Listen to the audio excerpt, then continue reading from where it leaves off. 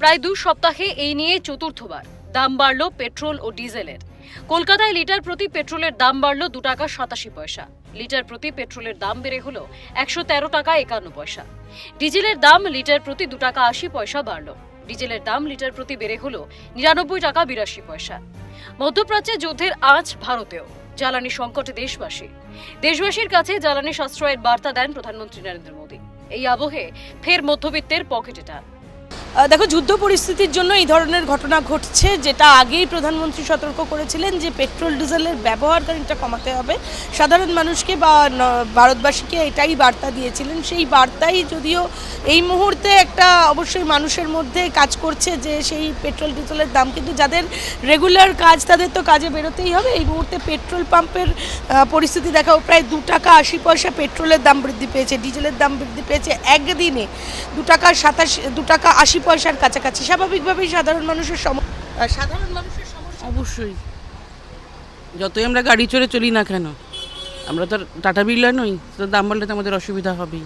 যারা পেট্রোল ভরাতে আসছেন, আমি একটু তাদের সাথে কথা বলার চেষ্টা করব যারা এখানে রয়েছেন।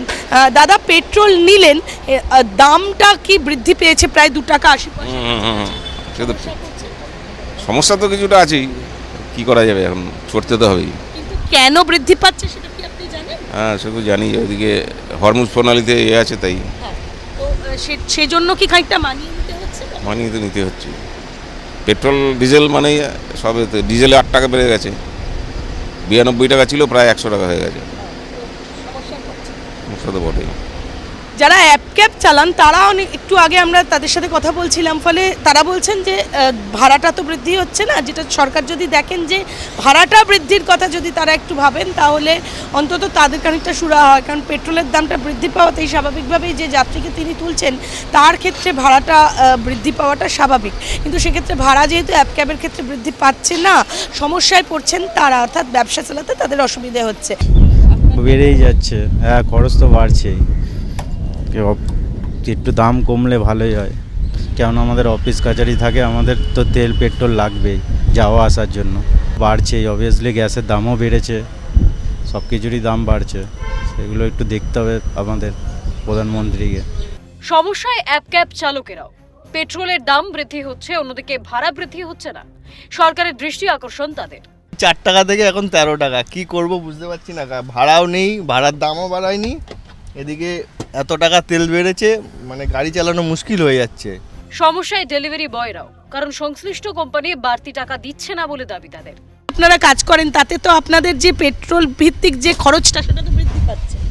হ্যাঁ হ্যাঁ, বিয়ের পার ডে মানে কিছু কিছু করে বাড়ছে। সে এখন 6 টাকা ছিল, এখন 2 টাকা করে বেড়ে বেড়ে এখন 13 টাকা 54 পয়সা হয়ে গেছে। তাহলে তো কোম্পানি থেকে আপনি তো টাকাও দিচ্ছে না, সেই আমাদের ওই টাকায় কাজ করতে হচ্ছে। এরকম একটা পরিস্থিতির সৃষ্টি হচ্ছে। আমি একটু আগে অ্যাপ ক্যাব বলছিলাম, এখানে যারা ডেলিভারির কাজ করেন তারাও কিন্তু একই সমস্যার মধ্যে পড়ছেন। হ্যাঁ, লোক তো তেল তো লাগবেই, তেল না হলে কী করে চলবে। তো মানে যারা আসছেন কোনো সমস্যার কথা বলছেন? একটু বলছে যে তেলের দাম বেড়ে যাচ্ছে, গাড়ি চালানোর সমস্যা হয়ে যাবে, এটাই বলছে। বিশ্ববাজারে পেট্রোল ও ডিজেলের লাগাতার মূল্য বৃদ্ধি নিয়ে তৃণমূল কংগ্রেস সাংসদ সাগরিকা ঘোষ মোদী সরকারের তীব্র সমালোচনা করেছেন। এক্স হ্যান্ডেলে কটাক্ষ রাজ্যসভার সাংসদ সাগরিকা ঘোষের। তেল সংস্থাগুলো লোকসানে চলছিল, তাই কেন্দ্রীয় সরকার দাম বাড়াচ্ছে। বিশ্বের দিকে তাকালে পরিস্থিতি বোঝা যাবে। ক্ষতি সামাল দেওয়ার সুযোগ না দিলে সংস্থা বন্ধ হয়ে যাবে। পশ্চিমবঙ্গের সরকার সব পর্যালোচনা করছে। এখানে ভাড়ার শূন্য, হাত শূন্য। এখানে হাত দিতে গেলে বেতন দেওয়া মুশকিল হয়ে যাবে। জ্বালানি তেলের দাম বৃদ্ধিতে পাল্টা প্রতিক্রিয়া মন্ত্রী দিলীপ ঘোষের। সবই হবে, সময়ে ক্রাইসিস চলছে, এখন তেল কোম্পানিগুলো ক্ষতিতে চলছিল, তাই কেন্দ্র সরকার দাম বাড়াচ্ছে। সারা বিশ্বের দিকে তাকালে বুঝতে পারবেন কী পরিস্থিতি হচ্ছে। পেট্রোলই পাওয়া যায় না, রাত জেগে জেগে লোকে নেয়। এখন অ্যাভেলেবেল আছে, কিন্তু অয়েল কোম্পানিগুলো বহুদিন ধরে ক্ষতি স্বীকার করে চালাচ্ছিল, তাই তাদেরকে একটুখানি তো সুযোগ দিতে হবে, নাহলে কোম্পানি বন্ধ হয়ে যাবে। আর পশ্চিমবাংলা সরকারও সব রিভিউ করছে, এখানকার তো ভাড়ারও শূন্য, হাতও শূন্য। সেজন্য সরকারকে ইমিডিয়েট কোনো হাত দিতে গেলে সরকার বেতন দেওয়া মুশকিল হয়ে যাবে। মাননীয় মুখ্যমন্ত্রী দিল্লি গেছেন, কথা বলছেন, এখানে ক্যাবিনেট মিটিং হচ্ছে, সেক্রেটারি মিটিং আছে আজকে। তো এই ব্যাপার নিয়ে আলোচনা হচ্ছে, যথাসময়ে আমরা একটা ডিসিশন নেব। সরকারের এখনও মন্ত্রিমণ্ডলের বিস্তার হয়নি, এই কাজগুলো হলেই হবে, যেগুলো ইমিডিয়েট করার দরকার ছিল সেই ডিসিশনগুলো আমরা নিয়েছি। পেট্রোল ডিজেলের দাম বৃদ্ধিতে রীতিমতো হিমশিম খেতে হচ্ছে আমজনতাকে। কবে পশ্চিম এশিয়ার পরিস্থিতি স্বাভাবিক হবে আর কত বাড়বে পেট্রোল ডিজেলের দাম, চিন্তার ভাঁজ আমজনতা থেকে গাড়ি চালকদের। এতটাই দাম বৃদ্ধি হয়েছে ফলত শহর কলকাতার পেট্রোল পাম্পগুলিতে মানুষ এসে হতাশাগ্রস্ত হয়ে যাচ্ছে। সকাল থেকেই পেট্রোল পাম্পগুলোতে মানুষ আসছেন, পেট্রোল ভরাচ্ছেন ঠিকই, কিন্তু দাম বৃদ্ধি হওয়ায় স্বাভাবিকভাবেই সমস্যায় পড়েছেন নিত্যযাত্রীরা। ক্যামেরায় নিখিল দাসের সাথে অভিরূপা হাজরা, ক্যালকাটা নিউজ।